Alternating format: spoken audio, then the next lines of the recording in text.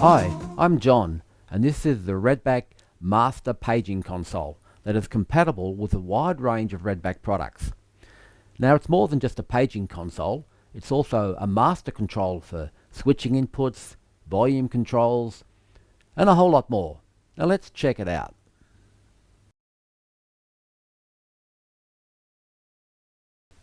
On connection to the rear of the unit via a LAN cable, you will find some products require you to manually select the connected product on the screen, and some will be automatic, like the A4450 that we are connecting to here.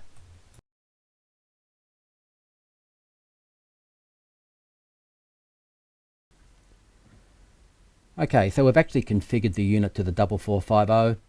These names are previously put into the 4450 itself, and it's picked it up because it's connected to it. Let's just show you how to page. So let's say you want to page the playground and the main hall as an example. Page and hold to activate. Pre-announcement chime comes on, you can make your announcement, and when it's finished it says release to deactivate, and you've got a chime out.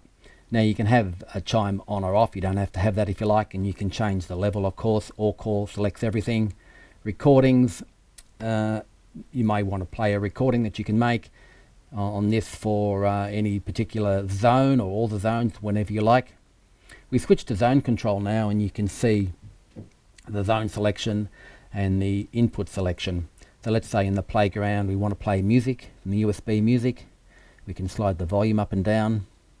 Or we can change it by pushing the plus or minus button, and it changes it in 5 percentage points, as you can see. You can also mix inputs, by the way. In the courtyard we have different music playing because it's from a different music source, and we've also got access to the A4500C, which is a different Redback product that can come through and play a tone or a message if required. So you can mix and match. It's got full any music input, or any input, sorry, to any output.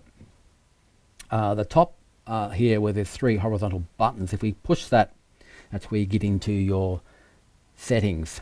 Here we can adjust the backlight. You can change the backlight there, the main one, and also the dim level, and change the time it takes to activate between the 2 modes. System actions I'll come back to. Set unit address. If you've got more than one microphone, then you need to pick a different address for each microphone that you connect to the unit. Pin access is for security purposes, so you can put a pin in there that no one can access the system settings unless they've got a special code that you put in there. Change labels. It's very easy to change labels. Let's say the CD player is not a CD player. Let's say it's a radio.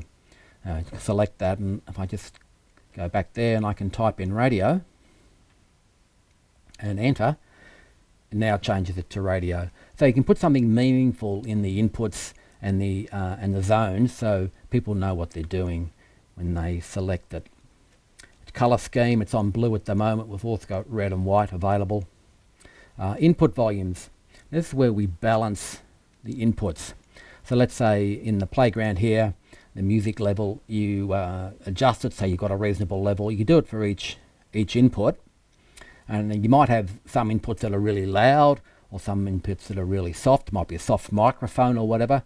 So you make it all level. So what happens here is when you select any of the inputs, or you switch it on or you switch it off, it doesn't just blast or you can't hear it, because it's all been balanced before you get to this point. So that's what the input volumes are for there, to balance the inputs. Microphone settings, you can change the page volume, the chime in or the chime out can be switched on or off, and the level. The microphone volume. This is the microphone sensitivity. Now you can change the sensitivity of the microphone if required. And paging action at the moment is momentary. You can also put it on alternating, which means you push the button, it'll stay on until you push it again. Or you can have it on momentary, like I did before when I made a pretend announcement. Holding the button down, and as soon as I release it, it went back. So there it is there. So that's how easy it is to operate the whole unit. But let's just say we've changed our configuration now, and we've got a completely new Redback product. We want to connect to that.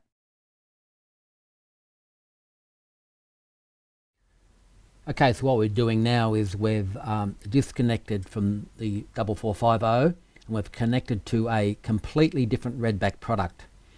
This is the A4500C that we're connecting to. Now it's just waiting to connect to that unit, and let's just see what happens here.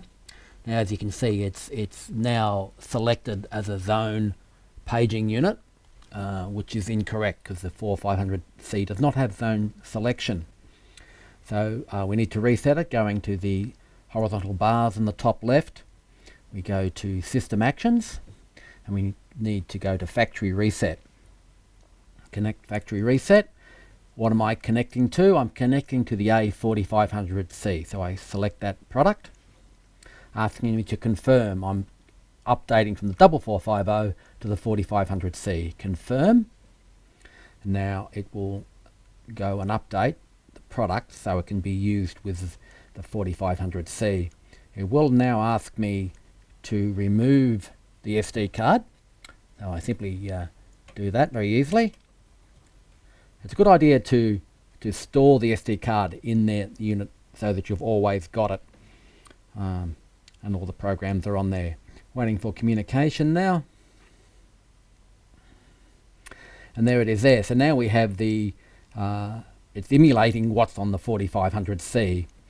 You can see there's an alert button, an evac button, a bell button, and this actually says cancel. I don't think you can actually see that in the video because it's a very, very light grey colour, but it actually says cancel. It's not blank. And there is a page, a press to activate button there, and once again you can go into the settings as required to change the backlight, the backlight, just like the previous model. Slightly different with the microphone. You can change it there from momentary to alternate depending what you want. And pin access again, and installer label. It does have an installer label on it, so if you're installing the unit you can put in your company name there as required. So that's how easy it is to change products from one to another. Now as new items are added, the console will require a firmware update. Let's have a look at how this is done. Okay, the easiest way to update the firmware is to go to the Ultronics website. In the search box type in A4660.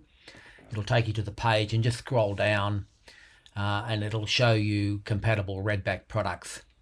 And this is updated all the time. And even some of the old models it will work with as well. If you keep scrolling down, you'll see information and downloads. And if you keep going down there, you'll see firmware update. And if I click on that, it will download it. There it is there. So that's now zipped. You'll see the zip file here I've downloaded into a folder called A4660 firmware. It is a zip file, so it needs to be extracted. So I need to extract the file, and now I've got a folder called firmware, which has any updates for any products in it. So I can either copy these individually, or copy the whole lot like that and put it in the root directory. Now this is the no-name little card here.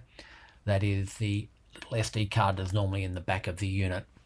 So I could just copy it, all of that on the root directory there. Or alternately, I can just copy the whole folder. So if I just right click and copy, and go to the SD card and paste, it'll ask me if I want to replace it. I click replace, and now I've got all the latest firmware on the little micro SD card. All I need to do from there is safely eject the SD card, put it back into the A4660 console, and it will automatically update from there.